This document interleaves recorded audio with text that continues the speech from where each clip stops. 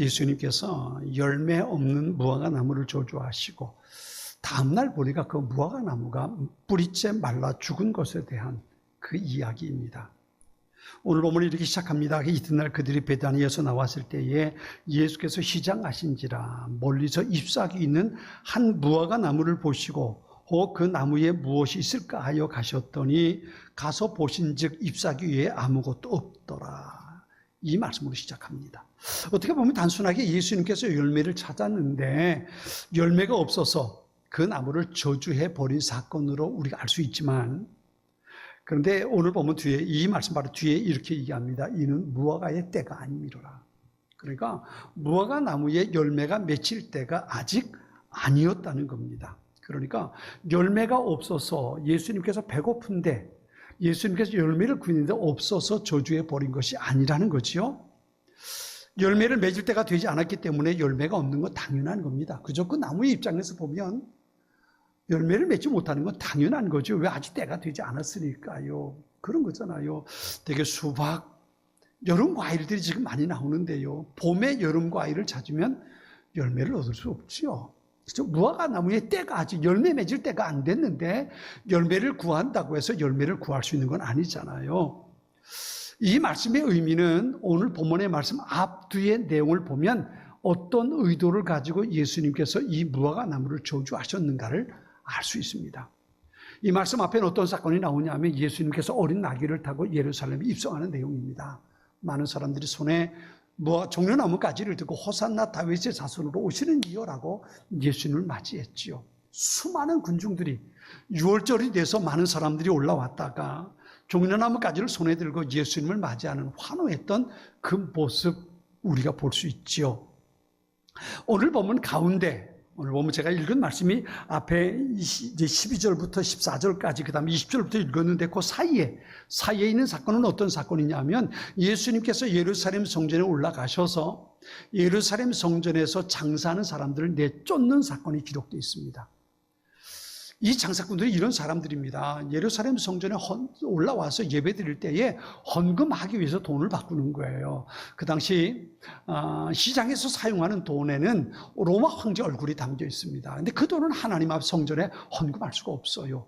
거기에는 가이사는 신이라고 하는 문구가 들어있기 때문에 그 돈을 가지고는 헌금을 할 수가 없습니다. 그래서 그걸 예루살렘 성전에 헌금할 수 있는 돈으로 바꿔주는 거예요. 바꿔주는 그런 장사꾼들이 있었고요. 또 하나는 이제 멀리서 사람들이 짐승을 데리고 제물을 가지고 제사를 드리려고 오는데, 그런데 제사를 드리려면 반드시 필요한 게 뭐냐면 제사장이 그렇게 합격하는 제물을 드려야 된단 말이에요. 예를 들어서 짐승을 데리고 제사를 드리기 위해서 짐승을 데리고 오는데 오다가 그만 이 짐승이 다리에 병이 들었어요. 다리가 부러졌어요. 그러면 그 짐승은 제사를 드릴 수가 없어요. 오다가 이 짐승이 병이 들면 제사를 드릴 수 없는 거예요. 그러니까 아예 짐승 가지고 오지 않고 돈을 가지고 왔다가 제사장이 합격시킨 짐승을 사가지고 제물로 드리는 겁니다. 그러니까 여기 장사꾼들은 성전에 나와서 예배 드리는 것을 돕기 위해서 있는 사람들이거든요. 그리고 어떻게 보면 참 도움되는 사람들이죠. 예루살렘 성전에 예배 드리러 오는 사람들에게 도움을 주는 그런 사람들이니까 어떻게 보면 참 괜찮은 일 같기도 해요. 그런데 그 속에 무엇이 담겨 있냐면 인간의 탐욕이 담겨 있어요. 원래는 이 장사하는 사람들이 우리 흔히 그렇잖아요. 어디 이렇게 졸업식장에 가면 학교 아이 졸업할 때 가면 학교 교문 앞에서 이제 꽃을 파는 사람들 있잖아요. 그 사가지고 들어가서 축하해 주죠. 이제 성묘하러 가기 전에 공동묘지 가기 전에 납골당 가기 전에 보면 꽃 파는 가게들 있잖아요. 그렇게 사가지고 들어가잖아요. 예루살렘 정주도 원래는 시장에서 팔았어요. 시장에서 돈을 받고 가지고 들어가고 짐승을 사가지고 들어갔거든요. 그런데 이걸 제사장이 성전 들어와서 성전 뜰에서 장사해라 그리고 허락해 준 거예요. 얼마나 좋아요. 성전 밖에 있다가 성전 안에 들어와서 장사할 수 있으니까 얼마나 좋습니까? 다만 한 가지 문제가 있어요. 그게 뭐냐면 대제사장에게 커미션을 줘야 되는 거예요. 여기서 장사하려면 얼마 돈을 주고 그리고 장사해야 되는 거거든요. 그래서 예루살렘 성전 안에서 장사하는 사람들은 대제사장과 제사장들의 욕심이 그 속에 담겨 있는 겁니다. 그런 일들을 보고 예수님께서 노끈을 가지고 채찍을 만들어서 다 쫓아내신 겁니다. 이렇게 말씀하세요. 내 집은 만민이 기도하는 집이라 칭함을 받으리라고 하지 않았냐. 너희는 강도의 소굴을 만들었다 그랬어요. 그러니까 하나님 앞에 예배드리기 위해서 준비된 그곳에 거기서 예배드리는 것이 아니라 인간의 욕심이 가득 채워진 모습이 되고 말았다는 거예요. 뿐만 아니라 예수님 예루살렘에 입성할 때 종려나무가지를 흔들고 호산나 불렀던 사람들 나중에는 어떻게 됐어요? 나중에 그들이 예수님을 십자가 못 박으러 외치는 사람들로 변하잖아요. 예수님을 구하려는 사람 아무도 없었단 말이에요. 그 속엔 아마 오병이어 기적을 통해서 빵과 물고기를 먹어본 사람도 있을 거고요. 그 속에 예수님 때문에 귀신이 쫓겨나간 사람도 있을 거고요. 그 사람들 속에는 예수님 때문에 병든 것을 고침받은 사람이나 그의 가족들도 있었을 거예요. 그런데 그들이 종려나무가지를 예수님을 호산나라고 부르면서 맞이했지만 그들이 메시아라는 것을 그들은 말하지 못했단 말이에요. 그들을 향해서 예수님 말씀이 바로 경고의 메시지입니다. 오늘 본문에 예수님께서 이 무화과 나무를 보고 저주하신 내용이 바로 이겁니다. 잎만 무성한 무화과 나무. 열매가 없어서 예수님 배고픈데 먹어야 되겠는데 먹을 걸 주지 못하는 나무기 때문에 저주하신 게 아니에요. 예수님께서 저주하신 건 무화과 나무가 아니라 이스라엘이에요. 유대인들입니다. 너희가 하나님의 백성이지, 너희가 아브라함의 자손이지, 너희 예배 드린다고, 너희가 하나님의 말씀을 가지고 산다고, 그래, 그런데 내가 보기엔 너희들 잎사귀만 무성하지 그 속엔 없는 게 있어. 그게 뭘까요? 하나님을 향한 믿음이 없다는 거예요. 믿음이 없다는 겁니다. 겉으로만 열심히 많은 것을 포장하고 표현하긴 하지만 그 속에 하나님을 향한 믿음이 없는 거예요. 그래서 오늘 본문 22절에 보면 예수님이 이렇게 말씀하세요. 예수께서 그들에게 대답하여 이르시되 하나님을 믿으라. 하나님을 믿으라. 열심을 가지고 있어요. 종려나무가지를 들고 구약 선지자가 얘기했던 것처럼 다윗의 자손으로 오시는 이어라고 찬양하며 예수님을 맞이하는 열심은 있었어요. 하나님 앞에 예배드리기 위해서 와서 헌금하려고 돈을 바꾸고 제사를 드리려고 제물을 사는 열심은 있어요. 그런데 그 속에 하나님을 향한 믿음이 없는 거예요. 잎사귀는 무성한데 그 안에 하나님을 향한 믿음이 없단 말이에요. 우리 한번 생각해 볼까요? 내가 가지고 있는 믿음은 진짜일까 가짜일까? 여러분 한번 생각해 보세요. 내가 가지고 있는 믿음은 진짜일까 가짜일까? 여러분 유대인들도 나름대로 얼마나 열심히 있었는지 몰라요. 아마 그 당시 가장 하나님을 향한 열심을 가지고 있는 사람 꼽아라 그러면 바리새인들이고 제사장들일 겁니다. 그들은 하나님을 섬기는 데 있어서 하나님께 예배드리고 제사하는 데 있어서 특화된 사람들입니다. 바울이 이렇게 말하죠. 나는 율법에 이르는 흠이 없는 사람이다. 무슨 말이에요? 나는 하나님의 말씀대로 철저하게 말씀 한 구절도 흩어짐없이 나는 그 말씀대로 살았다는 겁니다. 근데 그게 누구냐면 바리새인들이에요. 바리새인들 그렇게 살았어요. 하나님의 말씀대로 금식하고 하나님의 말씀대로 헌금하고 하나님의 말씀대로 처리하기도 하고 하나님의 말씀대로 그들은 살아가는데 얼마나 그 열심을 가지고 있는지 모릅니다. 예배드리는 거, 제사하는 거 다른 사람 다 하지 못해도 바리새인들은 열심으로 그 일을 지켰단 말이에요. 그런데 예수님 그들을 향해서 뭐라고 말씀하셨어요? 휘칠한 무덤 같은 자들. 얼마나 무서운 말입니까? 누구보다도 하나님을 향한 열심을 가지고 있는 사람들을 향해서 너의 믿음은 가짜야. 예수님께서 말씀하신 거란 말이에요. 그렇다면 내 믿음은 어떨까? 여전히 주일이면 와서 예배를 드리고 헌금 생활하고 때로 기도하고 하나님의 말씀을 읽기도 하고 직분을 가지고 봉사한다고 하기도 하고 우리 그러고 있는데 과연 하나님께서 보시기에 내 믿음은 진짜일까 가짜일까? 잎사귀만 무성한 예배는 드리지만 기도는 하지만 누구보다 열심히 봉사하는 것 같지만 그러나 하나님 보시기에 나는 잎사귀만 무성한 무화과 나무는 아닐까? 내 안에 하나님께서 찾으시는 믿음이라는 열매가 과연 내 안에 있을까? 우린 다시 한번 이 말씀을 생각해 볼 수 있어야 합니다. 마태복음 7장의 믿음에 대해서 착각하고 있는 사람들에 대한 이야기가 나옵니다. 마태복음 7장 17절부터 20절까지 제가 한번 읽어볼까요?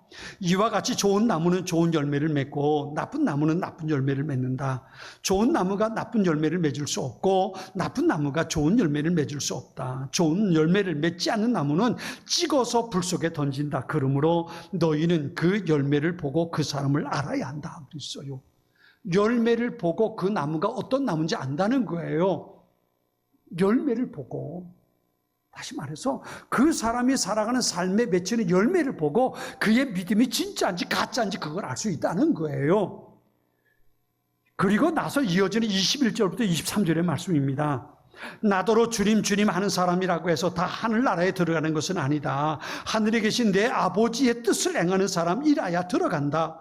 그 날에 많은 사람이 나에게 말하기를 주님 주님 우리가 주님의 이름으로 예언을 하고 주님의 이름으로 귀신을 쫓아내고 또 주님의 이름으로 많은 기적을 행하지 않았습니까? 할 것이다. 그때에 내가 그들에게 분명히 말할 것이다. 나는 너희를 도무지 알지 못한다. 불법을 행하는 자들아 내게서 물러가라. 무슨 말씀이에요? 무슨 말씀이에요? 예배를 드리고 기도하고 성경에 대해서 많은 지식을 가지고 있고 내가 봉사하고 교회를 잘 다닌다고 해서 그 사람의 믿음이 진짜 믿음은 아닐 수 있다는 겁니다. 믿음이라는 게 뭘까요? 주님께서 인정하시는 믿음이라는 게 뭘까요? 믿음이라는 말 우리가 신앙생활 속에서 자주 듣지만 그 믿음이라는 게 정말 주님께서 인정하시는 그 믿음이라는 게 어떤 걸까요? 히브리서 11장은 믿음은 보이지 않는 것들을 확신하는 것이라고 말씀하십니다. 그리고 오늘 보면 마가복음 11장에서는 그 믿음이 열매를 통해서 주님 앞에 나타나야 한다고 말씀하십니다. 야고보 2장 14절로 17절의 말씀 한번 들어보세요. 내 형제들이여 만일 누가 믿음이 있다고 하면서 행함이 없으면 무슨 소용이 있겠습니까? 그런 믿음이 자신을 구원하겠습니까? 만일 형제나 자매가 헐벗고 매일 먹을 양식도 없는데 여러분 가운데 누가 그들에게 잘 가라 따뜻하게 지내고 배불리 먹으라고 말하며 육신에 필요한 것을 주지 않는다면 무슨 소용이 있겠습니까? 이와 같이 믿음도 행함이 없으면 그 자체가 죽은 것입니다. 믿음이란 추상적인 개념이 아닙니다. 믿음은 내 머릿속에 있는 지식이 아니라는 겁니다. 믿음은 내 삶 속에서 하나님을 신뢰하고 살아내는 내 삶의 태도를 말하는 겁니다. 히브리서 11장 1절에 믿음은 바라는 것들의 실장이요 보지 못하는 것들의 증거라고 가르쳐 줍니다. 눈에 보이지 않습니다. 나타나지 않습니다. 사람들에게 증명할 수 없습니다. 그러나 그렇게 될 줄 믿고 살아내는 것, 그것이 믿음이라는 겁니다. 우리가 그렇지 않은 세상 사람들, 믿지 않는 사람들과 다른 건 뭘까요? 무엇이 다른가요? 우린 천국이 있음을 믿습니다. 그죠? 우린 다 천국이 있음을 믿습니다. 그리고 우리는 이 세상이 아니라 천국에서 내가 주님 앞에 갔을 때 주님께서 내 인생을 평가해 주실 것을, 내가 주님 앞에 섰을 때 상 받을 것을 사모하며 우린 살아갑니다. 그렇지 않습니까? 그렇죠? 이 세상에서 삶을 끝내는 그날 내가 주님 앞에 섰을 때 주님께서 내게 어떤 상을 주실까, 이것을 기대하며 우린 살아간단 말이에요. 그런데 천국에서 주님께 상 받을 것을 기대하며 살면서 왜 세상에서 내가 많은 것을 누리며 살기를 원할까요? 내가 좀 더 많이? 좀 더 높이? 좀 더 많은 사람들에게 내가 인정받고 내가 존경받고 더 높이 올라가고 더 많이 가지려는 이유가 뭘까요? 천국의 소망 가지고 있다면서 말이에요. 천국이 있다는 것을 아는 거하고 천국이 있다는 것을 믿고 사는 것은 다를 수 있다는 거예요. 그런데 참된 믿음이라는 것은 눈에 보이지 않지만 그렇게 될 줄 믿고 살아내는 거란 말이에요. 이 믿음이 우리에게 있어야 합니다. 세상은 어때요? 세상은 보이는 것에 목표를 두고 삽니다. 좀 더 많이, 좀 더 높이, 좀 더 빨리. 세상 사람들의 목표가 거기 있지 않습니까? 그렇죠? 그러나 우리 믿음의 목표는 뭘까요? 우리 믿음의 사람들이 가지고 있는 목표는 하나님 보시기에 좋았더라 아닙니까? 그렇죠? 하나님 보시기에 내 삶이 좋은 것. 하나님께서 나를 보시기, 야, 내가 살아가는 모습 보니까 내가 참 좋아. 이 말씀을 듣기 위해 사는 우리들 아닙니까? 아멘? 그게 우리의 소망이잖아요. 하나님께서 내 삶을 보시면서 참 내가 살아가는 모습 보니까 내가 좋다. 내가 참 마음이 기쁘다. 이 말씀 듣기 위해서 우리가 사는 것, 이게 믿음의 삶이잖아요. 그렇게 살아가는 거란 말이에요. 그런데 그렇게 내가 지금 살아가고 있나 생각해 본다면 거기에 마음 한편에 아픈 구석이 있지 않습니까? 입만 무성한 무화과나무처럼 교회를 다니고 성경은 줄줄이 암송하고 멋있게 기도하고 아름다운 목소리로 찬양하고 그런 사람, 그래서 사람들이 보면서 와 대단하다, 저 사람 믿음 좋아, 그리고 칭찬하지만 그걸로 끝. 하나님 보시기에 결코 좋은 모습이 우리에게 없다면 그 믿음은 하나님 앞에 인정받을 수 있는 믿음이 아니란 말이에요. 믿음이라는 게 뭘까요? 믿음은 하나님의 약속의 말씀을 내 인생의 기초로 삼고 살아가는 거예요. 하나님이 기뻐하는 사람은 능력의 사람이 아닙니다. 하나님의 사람은 번금을 많이 하는 사람도 아닙니다. 하나님께서 기뻐하는 사람은 성공한 사람도 아닙니다. 하나님께서 기뻐하는 사람은 어떤 사람이냐 하면 믿음이 있는 사람입니다. 믿음은 하나님을 가까이 하는 통로입니다. 하나님께서 나를 통해 일하실 수 있도록 하나님 앞에 내 삶을 내어드리고 살아가는 것, 그것이 바로 믿음의 사람의 모습인 겁니다. 믿음은 열매로 나타나고 증명되어야 합니다. 마가복음 11장 22절 24절 오늘 본문의 말씀이 그런 말씀이에요. 무화과 나무가 말라버린 것을 보고 제자들이 놀랍니다. 그리고 놀라는 그 제자들을 보면서 예수님 하신 말씀이지요. 제자들은 단순히 예수님께서 말씀하신 것 때문에 무화과 나무가 말라 죽은 것에 대해서 깜짝 놀랐어요. 그런데 예수님이 이렇게 말씀하세요. 22절, 23절, 24절 같이 한번 읽어볼까요? 22절, 23절, 24절입니다. 예수님 하시는 말씀을 우리 같이 한번 읽어보겠습니다. 같이 읽습니다. 예수께서 그들에게 대답하여 이르시되 하나님을 믿으라. 내가 진실로 너희에게 이르노니 누구든지 이 산에 산도로 들리어 바다에 던져지라 하며 그 말하는 것이 이루어질 줄을 믿고 마음에 의심하지 아니하면 그대로 되리라. 그러므로 내가 너희에게 말하노니 무엇이든지 기도하고 구하는 것은 받은 줄로 믿으라. 그리하면 너희에게 그대로 되리라. 아멘, 아멘. 하나님을 믿으라, 하나님을 믿으라. 예수님께서 하나님을 믿으라 말씀하시면서 하나님을 믿는 사람은 하나님께서 일하심을 보게 될 거라는 거예요.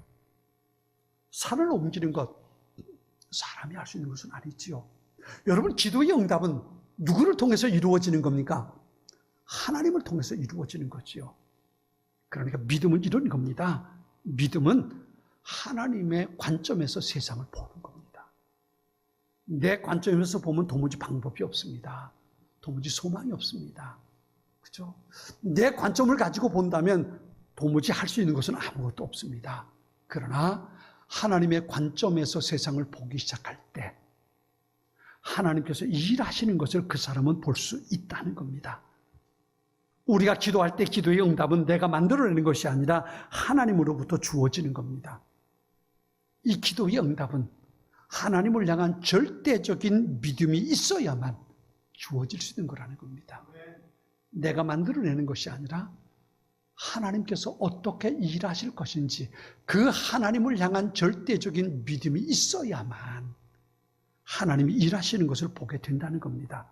이렇게 말씀하십니다. 믿고 마음에 의심하지 아니하면 그랬어요. 믿음은 하나님께서 일하심에 대한 신뢰와 확신이라면 의심이라는 건 뭘까요? 의심은 내 관점에서 세상을 볼 때 나타나는 현상입니다. 하나님의 관점에서 세상을 보면 할 수 있습니다. 왜요? 그건 내가 하는 것이 아니라 하나님께서 하시는 거니까. 그런데 내 관점에서 보면 할 수 있는 것이 아무것도 없는 겁니다. 그러니까 의심이 생기는 겁니다.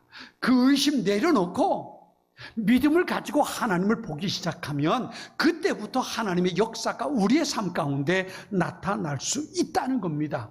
그래서 믿음은 내 관점을 내려놓고 하나님의 관점에서 세상을 보는 것이라고 말하는 겁니다. 내 생각과 판단 내려놓고 하나님의 약속의 말씀을 붙잡고 살아가는 것, 사람의 기준이 아니라 하나님의 기준을 가지고 세상을 보고 내가 오늘 그렇게 그 안에서 살아가는 것, 이것이 바로 우리의 삶에 맺혀야 할 하나님께서 기대하시는 믿음이라는 열매인 겁니다. 사람의 기준이 아니라 하나님의 기준인 말씀을 붙들고 살아가는 겁니다.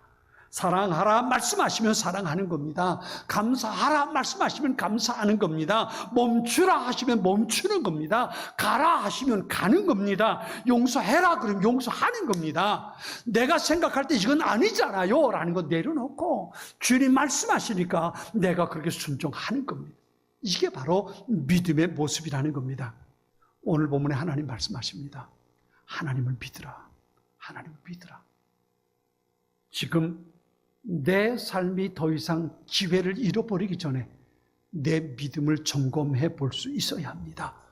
고린도후서 13장 5절은 이렇게 말씀하십니다. 여러분이 믿음 가운데 있는지 여러분 자신을 살피고 계속해서 시험해 보십시오. 예수 그리스도께서 여러분 안에 계심을 스스로 알지 못합니까? 그렇지 않으면 여러분은 하나님께 인정받지 못한 사람들입니까? 여러분의 믿음은 진짜입니까? 가짜입니까? 평생 남들 보기에 열심히 신앙생활하는 것 같아 보여도 하나님께 인정받지 못한다면, 하나님 보시기에 믿음의 열매가 맺히지 못한다면 여러분의 삶은 가짜입니다. 하나님 없이 내가 생각하고 판단하고 나름 헌신하는 것들이 과연 하나님 앞에 인정받을 수 있을까요? 하나님 보시기에 아름다운 열매 될까요? 야고보서 2장 19절 말씀 이렇게 말씀하십니다. 당신은 하나님이 한 분이신 사실을 믿습니까? 잘 아십니다. 그러나 귀신들도 믿고 떱니다. 아, 허망한 사람이여, 당신은 행함이 없는 믿음이 헛된 것이라는 것을 압니까? 마치 영혼 없는 몸이 죽은 것 같이 행함이 없는 믿음도 죽은 것입니다. 그랬어요. 귀신들도 하나님이 계신다는 것을 믿습니다. 그런데 하나님의 말씀대로 살지는 않습니다. 참된 믿음은 하나님 약속의 말씀을 신뢰하고 그 말씀대로 내가 살아내는 겁니다. 그렇게 말씀대로 살아내는 열매가 우리의 삶에 없다면 우리의 믿음은 죽은 믿음이고 열매 없는 잎사귀만 요란스러운 허망한 인생이 되고 마는 겁니다. 여러분, 신앙은 결단입니다. 사랑하는 우리 여의도 제1의 가족 여러분, 믿음은 선택입니다. 내가 지식만 가지고 있을 것인지 아니면 하나님께서 계심을 믿고 그 믿음을 가지고 내가 오늘 살아낼 것인지. 믿음은 지식이 아니라 감정이 아니라 결단입니다. 믿음은 문제를 무시하거나 작게 보는 것이 아닙니다.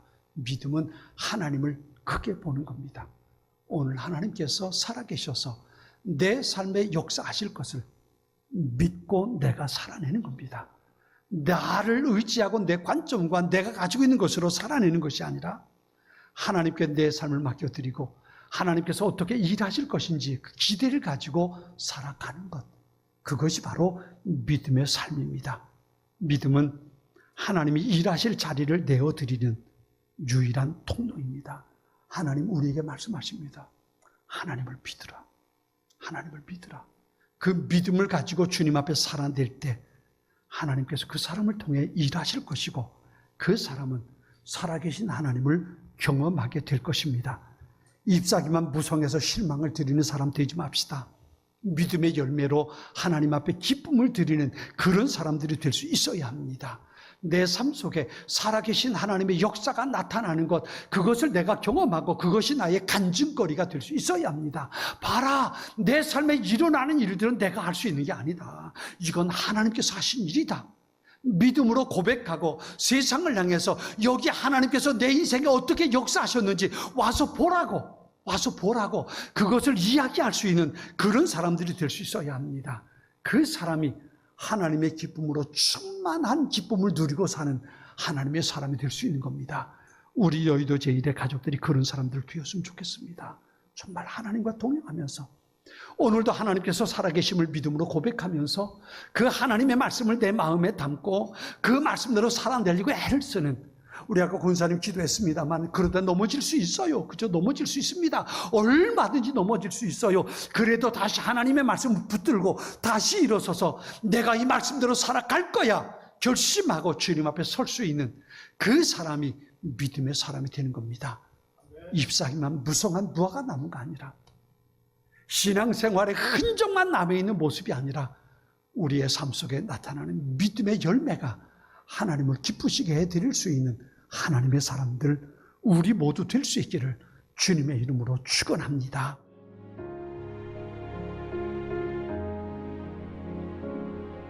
지금은 선교 헌금 시간입니다. 이 예배를 통해 삶 가운데 은혜와 회복이 충만하시길 간절히 기도합니다.